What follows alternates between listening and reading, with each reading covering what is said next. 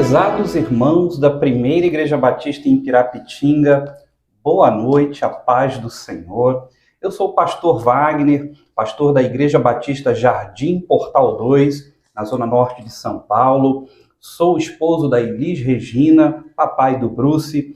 Estou aqui a convite da nossa irmã Solange, esposa do José. Então, estou aqui para trazer essa palavra neste culto noturno, culto da família. Então, eu gostaria de dividir uma palavra abençoada com os irmãos, uma palavra especial, que vai se encontrar na palavra de Deus, no livro de Josué, capítulo 24. Esse texto é muito conhecido dos irmãos, os irmãos costumam ver essas passagens todos os anos, eventualmente nos trabalhos da família. Então, eu gostaria que os irmãos abrissem suas Bíblias em Josué, capítulo 24, a partir do verso 8. Vamos fazer a leitura conforme vai aparecer aí para os irmãos no multimídia. De acordo com a palavra de Deus, a palavra diz assim: Eu os trouxe para a terra dos amorreus, que viviam a leste de Jordão. Eles lutaram contra vocês, mas eu os entreguei nas suas mãos. Eu os destruí diante de vocês, e vocês se apossaram da terra deles. Quando Balaque, rei de Moabe, filho de Zippor, se preparava para lutar contra Israel, mandou buscar Balaão, filho de Beor, para lançar maldição sobre vocês. Mas eu não quis Balaão, de modo que os abençoou vez após vez, e eu os livrei das mãos dele. Depois vocês atravessaram o Jordão, chegaram a Jericó.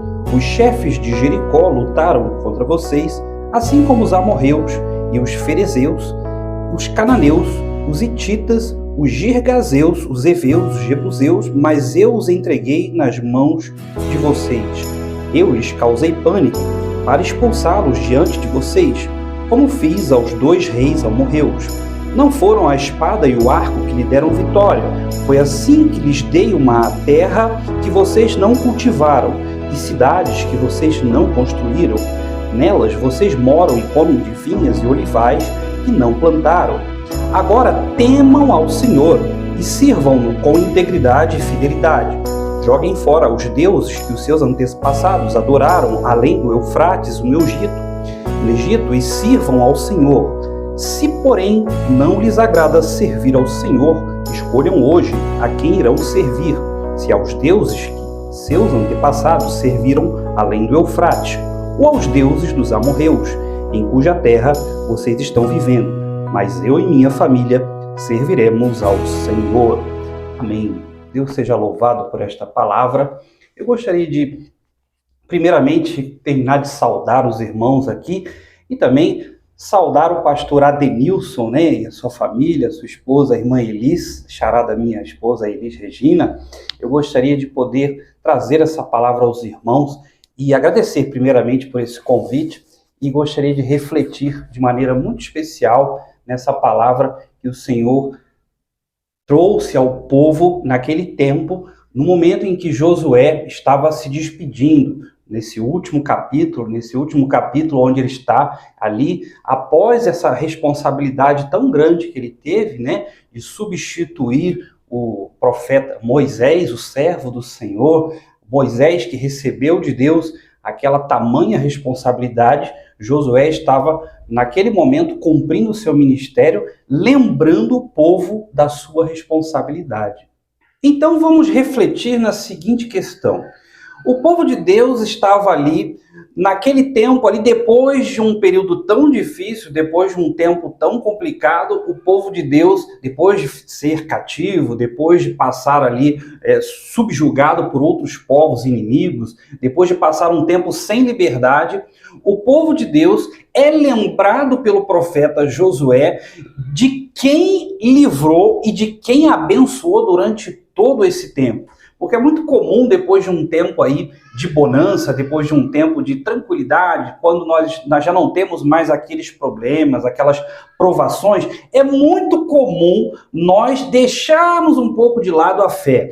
E naquele tempo não era diferente. O povo de Deus tinha essa mania de adorar outros deuses. e achava que não tinha nada demais. Bom, esse Deus aqui vai me ajudar na minha plantação, esse Deus aqui vai trazer chuvas para nós, esse aqui vai fermentar a minha terra, vai abençoar minhas vendas, esse aqui vai abençoar a minha família. Então, não pense você que a mania de ter acesso a santos para motivos específicos é uma coisa moderna. Muito pelo contrário, buscar deuses diferentes para motivos diferentes é uma prática muito antiga.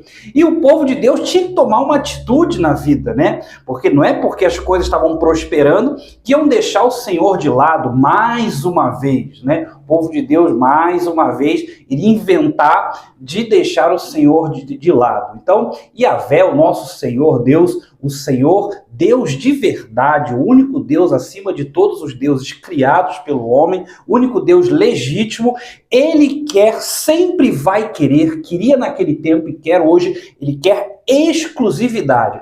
Então, Josué, naquele tempo, ele estava fazendo algo num lugar muito específico, num lugar muito especial, né, onde ele separa, naquele mesmo lugar onde Josué dá essa palavra, traz essa pregação, foi o lugar onde Deus prometeu a Abraão que faria dele uma grande nação. No mesmo lugar onde Jacó construiu um templo, volta lá, Josué, naquele lugar chamado Siquém, no mesmo lugar onde o Senhor abençoou o seu povo, onde foi construído um templo, um tabernáculo onde pudesse ser louvado a Deus. Então, construir um templo a Deus, naquele momento, construir um altar a Deus, era sinônimo, era o sinal, era a marca de que Deus era um Deus exclusivo. Primeiramente, eu gostaria de refletir com os irmãos sobre o tema dessa noite. O tema dessa noite, da mensagem dessa noite é família, uma decisão de fé. Sobre isso eu gostaria de refletir nos versículos 12 e 13. Volte comigo, por gentileza, nesses versículos que nós já lemos, por gentileza. O versículo diz assim: eu lhes causei pânico para expulsá-los diante de vocês, como fiz aos 2 reis amorreus. Não foram a espada e o arco que lhes deram vitória. Foi assim que eu lhes dei uma terra que vocês não cultivaram e cidades que vocês não construíram. Nelas vocês moram e comem de vinhas e olivais que não plantaram. Família é uma decisão de fé. Em primeiro lugar, decisão de viver sobre o Espírito. Decida viver na direção do Espírito de Deus. Foi essa decisão que o povo precisou ouvir, porque Josué já tinha tomado essa decisão para sua família. Porque não adianta você receber várias bênçãos e esquecer que é Deus que abençoou sua família. Foi Deus que fez. E o povo naquele tempo não estava muito lembrado disso. O povo não estava tão consciente disso. Estava querendo viver suas vidas, adorando outros deuses, esquecendo que era Deus que tinha feito, Deus que tinha derrubado os inimigos, Deus que tinha trazido o pão, Deus que tinha abençoado a agricultura, Deus que tinha prosperado o povo. Então você, meu irmão, meu querido irmão, não foi você que construiu sua família em primeiro lugar. A tua família foi uma decisão inicialmente de Deus. A atitude para a sua família ser formada foi do Senhor. E a partir dali você, iluminado por essa inspiração de Deus, essa criação de Deus, você criou sua família. Você pensa que o pão de cada dia que cai na tua mesa foi você que trouxe? E nós, como trabalhadores, né, eu também tenho meu trabalho secular, como trabalhadores nós somos tendenciosos a dizer que nós trouxemos o pão para dentro de casa, porque foi o meu trabalho, você come porque é fruto do meu esforço, dentro dessa casa ninguém come se eu não trabalhar, muito pelo contrário, não é por aí. Então eu quero dizer para você, meu irmão, minha irmã, lembre-se de Deus, lembre-se que existe a direção do Espírito para sua família, lembre-se que é Deus que sustenta, foi Deus que abençoou, foi Deus que fez com que você vencesse os obstáculos, que te deu saúde. Então na tua família, na tua casa, passe a se lembrar disso com mais frequência, tá bom, meus irmãos? Então, esse é um dos conselhos da palavra de Deus. Decida viver na direção do Espírito. vai ser muito melhor para você, vai ser muito melhor para sua família. Se você tem uma decisão a tomar, que é difícil que seja tomada, é algo complicado para sua família, é algo que vai mudar a história da sua família, consulte o Espírito Santo, faça uma consulta ao Senhor, faça uma oração. Lembre-se que não é você que manda, não é você que governa. Traga Jesus para o governo da sua casa de uma vez por todas. Lembre-se que ele não apenas está disposto a trazer comida, a trazer bênçãos materiais, ele vai governar a sua vida. Ele não apenas está interessado em te dar os bens que você deseja, que você está pedindo. Ele não é só isso, ele é mais do que isso. Ele é Senhor e ele quer convidar a sua família toda a se ajoelhar, orando, pedindo a Deus a direção. Então, naqueles momentos difíceis que você não sabe o que fazer, não sabe como proceder, peça a direção do Espírito, meu irmão. Peça a direção do Espírito, minha irmã. Então, não pense você que você, com o punho forte, com o pulso firme, vai tirar sua família da lama, vai tirar sua família da sarjeta. Não vai. Então não pense você que com as suas forças você vai trazer seu filho de volta para Jesus, porque é o Espírito Santo que vai fazer esse trabalho. Então coloque diante de Deus essas questões difíceis que você tem na sua casa. Traga a direção do Espírito e confie na direção do Espírito de Deus. Em segundo lugar, volte por gentileza no versículo 14 do mesmo texto que acabamos de ler. Versículo 14 diz assim: agora temam o Senhor e sirvam-no com integridade e fidelidade. Joguem fora os deuses que os seus antepassados adoraram além do Eufrates e no Egito, e sirvam ao Senhor.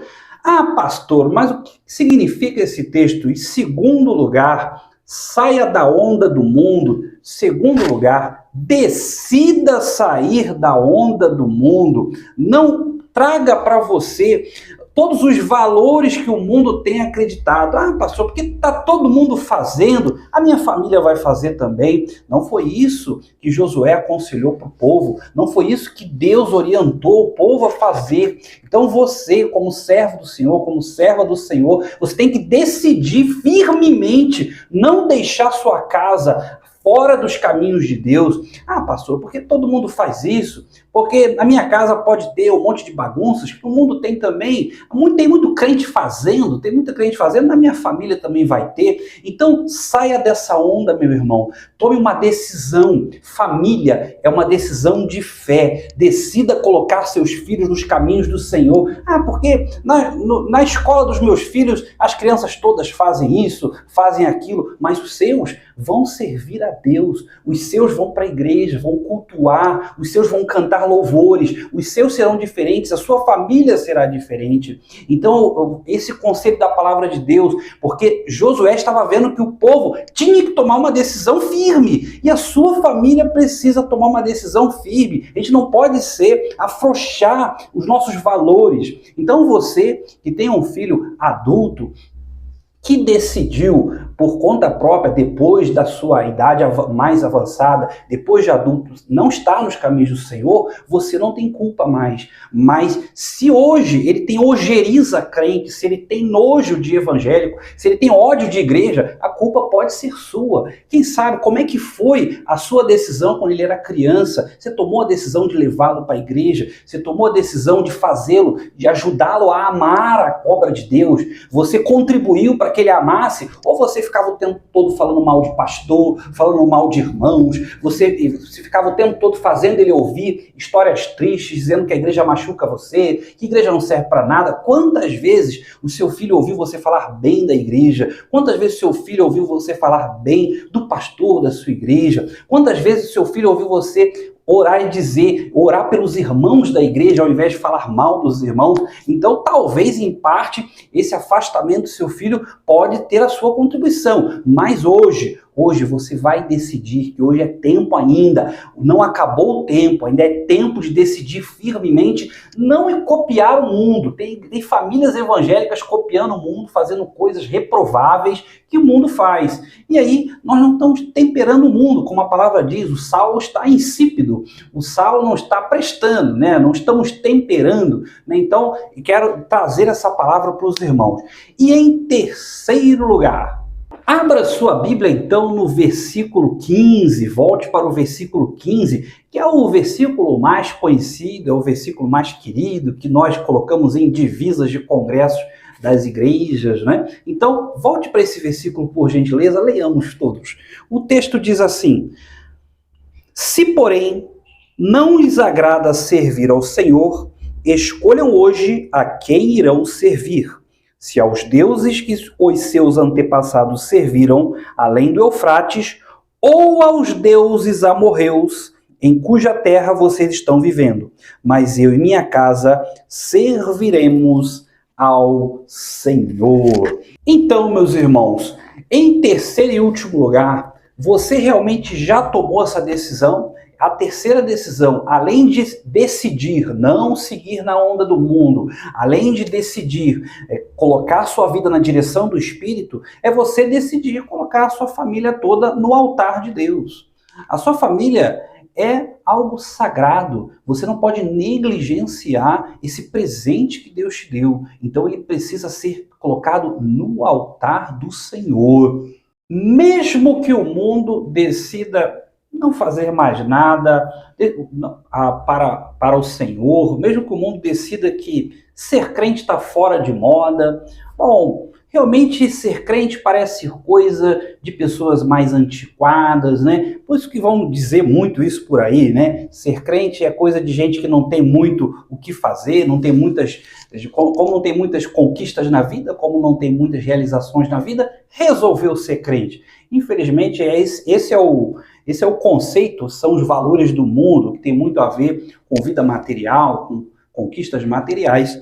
Então, nessa noite eu gostaria de pedir aos irmãos que refletissem firmemente sobre isso. Você já tomou essa decisão de colocar sua família no altar de Deus?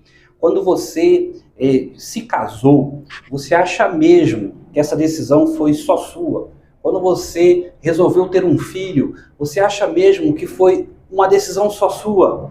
Eu resolvi ter uma família, eu planejei minha família. Não importa os planos que você faça, tanta gente planejou ter uma família e não conseguiu se casar. Tanta gente planejou filhos e não consegue ter filhos. Muita gente teve planos para a sua família, mas foi Deus que bateu o martelo no final. Deus sempre bate o martelo no final. Então, você pode colocar sua família, você tem condição de fazer isso. É uma decisão sábia. Então, não adianta a sua mulher ir para a igreja e você ter orgulho da sua mulher na igreja. Mas a minha mulher é uma serva de Deus abençoada. Minha esposa leva os meninos para a igreja. Minha esposa tem cargo na igreja, trabalha. E você? E você, cadê o seu compromisso? Cadê sua consagração? Né? Só trazer tua esposa para a igreja? Ou o contrário, só acompanhar seu marido como servo do Senhor não vai te trazer salvação. Você tem que consagrar toda a sua família aos pés do Senhor. E você tem que ser o primeiro. Você, como chefe da sua família, você como líder da sua família, você tem que tomar uma decisão firme. Você tem que tomar uma decisão definitiva. Os seus filhos estão vendo que você está um pé no mundo e outro na igreja. Os seus filhos estão percebendo se por acaso você não gosta de igreja. Eles sabem disso, eles percebem. Então é você que vai fazê-los estar na casa do Senhor com amor, vai fazê-los ter amor pela obra, pelo trabalho da igreja. Então você vai incentivar isso e você vai orar pela sua família, você vai colocar sua família nos pés do Senhor. Você não vai esperar o pastor fazer isso. É você que vai fazer. E mais do que isso, você não vai destruir sua família com as próprias mãos, porque Deus não te deu uma família para você destruir. Então abandona teu pecado, abandone os teus vícios, largue os teus vícios agora, para que a sua família não sofra com isso. Tem muito marido e muita esposa jogando a família fora por meros pecados que poderiam não ter cometido, coisas que poderiam ter fugido, estão aí perdendo suas famílias. Então não abra mão da sua família, não jogue sua família fora por um desejo qualquer, por um sentimento qualquer, não abandone sua família por qualquer vontade. Faça, por favor, a gestão das suas vontades, porque ser crente é pedir a Deus orientação para administrar os seus desejos, porque esse é o problema dessa geração, é o problema do mundo. Quer dar vazão às suas vontades em qualquer tempo, em qualquer hora, quando der vontade, sem nenhuma preocupação com as consequências, sem nenhuma preocupação com o futuro. E não é isso que a palavra de Deus traz para nós. A palavra de Deus, ela traz para você uma palavra de fé. Coloca a sua família em primeiro lugar, né? Coloca a sua família no altar de Deus. Deixa um pouco algumas coisas que você tem planejado, né? Se você tem se divertido, vai se divertir com a sua família. Você quer se divertir só com os amigos? Por que você não vai se divertir com a sua esposa também? Se divirta com o seu filho, vai brincar com o seu filho. Não abra mão da sua família, né? Então comece a entender que a sua família é algo que vai durar um tempo até o Senhor te recolher. Então não se arrependa, faça coisas que você não vai se arrepender no fim dessa vida, porque a família é uma decisão de fé.